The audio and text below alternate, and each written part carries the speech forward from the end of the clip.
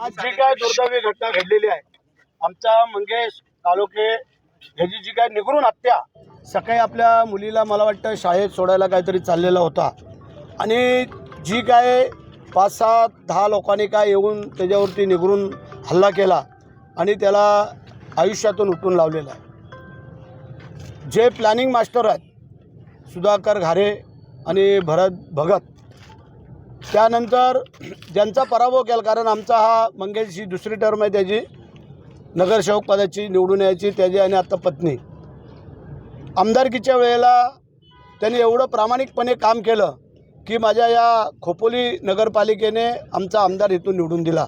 त्यामध्ये श्रेयाचा वाटा आमच्या मंगेशचा होता आणि हे खुपत होतं त्यांना कुठेतरी आणि त्या अनुषंगाने कालचा जो पराभव जो नगरसेवक पदाचा झाला तो त्यांच्या जिवारी लागला आणि त्याच्यामुळे ह्या मंगेशची आमच्या निगरून हत्या केलेली आहे।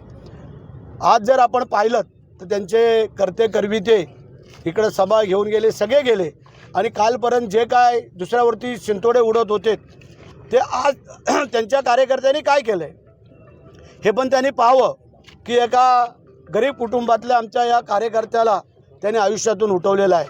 आमची पोलीस स्टेशनला पोलिसांना आमच्या SP सगळ्यांना विनंती आहे की जे जे आरोपींची नावं ह्याच्यामध्ये झालेली आहेत आलेली आहेत ह्यातला कोणी सुट्टा कामा नाही आहे आणि यांना त्वरित अटक होणं गरजेचं आहे।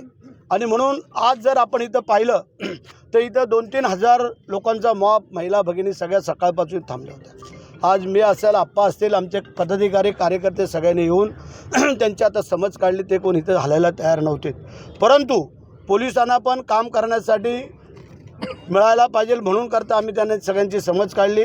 आता आम्ही बॉडी मंगेशची खालापूरवरनं आता आणतोय, त्यानंतर आम्ही सगळे तिथे जातोय आणि त्या ठिकाणी जाऊन त्यांच्या कुटुंबियांचं सांत्वन करू आणि जे आरोपी आहेत आणि आरोपींबरोबर जे इथले पोलीस इन्स्पेक्टर हिरे ह्यांच्याकडून जी काय चूक झालेली आहे, कारण तो ज्या आरोपींचा मित्र आहे हिरे म्हणून असा आता संबोधलं गेलेलं आहे, कारण त्याच्याकडं काल तक्रार दिली गेली, त्यांनी तक्रार घेतली नाही आहे, कारण आमच्या मंगेशला कळलं होतं की आपल्याला मारण्यासाठी यांची प्लॅनिंग चालू आहे म्हणजे त्या हिरेनी, परंतु हिरे हा त्यांचा मित्र त्यांच्या पार्टीला बसणं उठबस करणं त्यांच्या सगळ्या गोष्टीला आणि म्हणून करता हिरेवरती पण कारवाई व्हायला पाहिजे असं माझ्या तमाम कार्यकर्ते बंधू भगिनींचं म्हणणं आहे आणि आमच्या SP मॅडमना पण म्हणणं आहे की ज्या हिरेने हलगर्जीपणा केलेला आहे त्याला त्वरित इथून निलंबित करून याला इथून बदली करून द्यावं अशी आमची विनंती राहील आणि आमच्या मंगेशला न्याय द्यावा।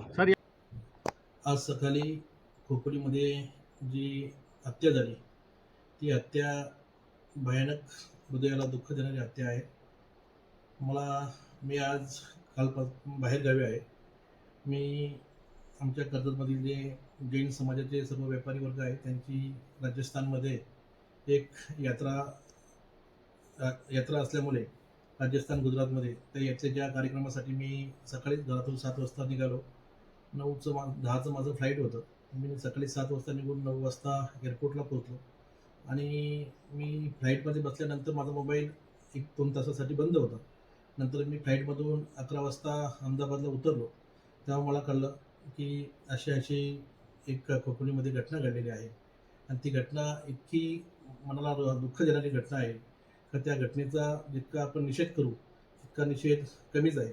परंतु काही वेळानंतर मला हेही समजलं का जिथे ज्यांनी घटना केली ती घटना खोपोली शहरामध्ये झाली। खोपोली शहरामध्ये होऊन अनेक लोकांची त्यामध्ये नावं घेण्यात आली। त्यामध्ये दुर्दैवाची गोष्ट अशी आहे तर त्यामध्ये कर्जतचे आमदार महेंद्र थोरवेंनी कुठेतरी बातमी बघितली का तिथे त्यांनी माझंसुद्धा नाव त्या घटनेला जोडलं गेलं।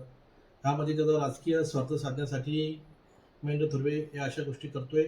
मी अगदी मनापासून मी अगदी धार्मिक ठिकाणी आलेलो आहे आणि मी धार्मिक ठिकाणी येऊन मी माझी शपथ घेऊन सांगतोय माझा या घटनेशी कुठल्याही प्रकारचा संबंध नाही आणि जो मयत व्यक्ती आहे त्यांच्यावर आज हत्या झाली आहे तो माझा सख्खा जवळचा नातेवाईक आहे आणि त्या माणसावर जी हत्येचं ऐकून मलाच इतकं वाईट वाटलं। ती घटना बघून माझ्या मनाला एकदम दुःख झालेलं आहे आणि काही वेळानंतर समजलं का बाबा FIR मध्ये तुमचंसुद्धा नाव घेतलेलं आहे आणि महेंद्र थोरवे असतील, संकेत भासे असेल आणि त्यांचा भाऊ मनोहर थुर्वे असेल यांनी पोलीस स्टेशनला काहीतरी मोर्चे काढले आणि पोलिसांच्यावर दबाव टाकण्याचं काम केलं आणि माझ्यावर माझं नाव आणि भरत भगत यांचं नाव घेण्यासाठी त्यांनी पोलिसांना कदाचित हे केलं असेल आणि मला कर्जत असेल रायगडच्या पोलीस प्रशासनावर विश्वास आहे. विशेषतः रायगडच्या पोलीस अधीक्षक अचल दलाल मॅडम यांच्यावर विश्वास आहे आणि न्यायदेवतावर विश्वास आहे. मी असं कधीही चुकीचं असं घाणेरडं काम मी कधी करणार नाही आणि केलं असेल तर पोलिसांनी त्याची कठोर चौकशी करावी आणि जे कोणी आरोपी या गुन्ह्यामध्ये असतील त्यांच्यावर कठोर कारवाई झाली पाहिजे ही सुद्धा माझी स्वतःची मागणी आहे. आणि मी पोलीस प्रशासनाला सांगू इच्छितो जेव्हा जेव्हा तुम्हाला तपासासाठी माझी गरज लागेल तेव्हा मी आपल्या इथे हजर राहून आपल्या तपासाला मी स्वतः हजर राहील आणि मी आपल्या समोर येण्याचं मी काम करीन. मी या माध्यमातून ज्या कुटुंबावरती प्रसंग ओढवला आहे त्या कुटुंबाला मी त्यांच्या दुःखामध्ये मी स्वतः सामील आहे.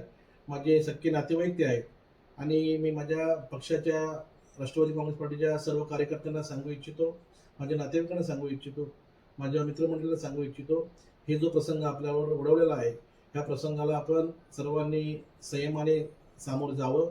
आपला पोलीस प्रशासनावर आणि न्यायदेवतेवर विश्वास आहे. आपण आलेला प्रसंग नक्कीच त्याच्यावर आपण योग्य ते मार्ग काढू आणि पोलीस प्रशासन असेल आणि न्यायदेवता असेल हे आपल्याला मदत करतील असा मला विश्वास आहे. माझा मंगेशची निर्गुण हत्या या ठिकाणी त्यांनी केलेली आहे. आम्ही सगळेच या ठिकाणी जाहीरपणे आम्ही पोलीस स्टेशनला सांगितले ज्या ज्या लोकांवर FIR दाखल झालेली आहे त्या सर्वांना उद्यापर्यंत अरेस्ट सकाळी नाही केली. आता आम्ही अंत्यविधीला सगळे निघालेलो आहोत परंतु उद्या 11 वाजल्यापासून आम्ही पोलीस स्टेशनला येऊन त्या ठिकाणी बसणार आहोत. जोपर्यंत सर्व आरोपी अरेस्ट होत नाही तोपर्यंत आम्ही इथनं हलणार नाही. एक आरोपी पोलीस स्टेशनने अरेस्ट केलेला आहे आता आणि बाकी आरोपी रात्रीतनं अरेस्ट होतील असं त्यांनी सांगितलेलं आहे. पण जोपर्यंत सुधा घारे आणि हे सगळे आरोपी भरत भगत असेल रवी देवकर असेल या सगळ्यांनी प्लॅनिंग करून माझ्या मंगेशला त्या ठिकाणी त्यांनी निर्गुण हत्या त्याची करण्यात आलेली आहे. आम्हीसुद्धा वाघाचे बच्चे आहोत. जोपर्यंत मंगेशला झाल्यावर अन्याय त्यांनी जो काय अत्याचार त्याच्यावर त्यांनी केलेला आहे त्याची जी काय निर्गुणपणे हत्या केलेली आहे याचा जोपर्यंत यांची राख रांगोळी केल्याशिवाय मी गप्प बसणार नाही.